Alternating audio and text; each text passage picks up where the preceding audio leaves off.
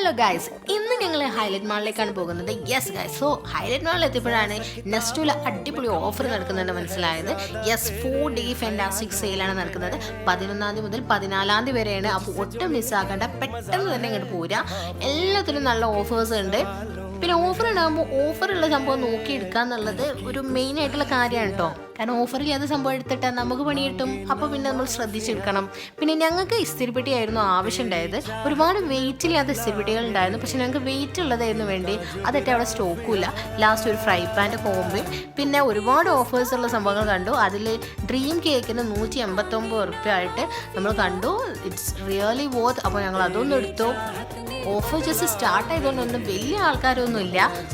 ഞങ്ങൾ ഉദ്ദേശിച്ച സാധനം കിട്ടിയില്ലെങ്കിലും ഞങ്ങൾ കുറച്ച് സാധനം വാങ്ങി ഞങ്ങൾ വിലനെ പുറത്തിറങ്ങി.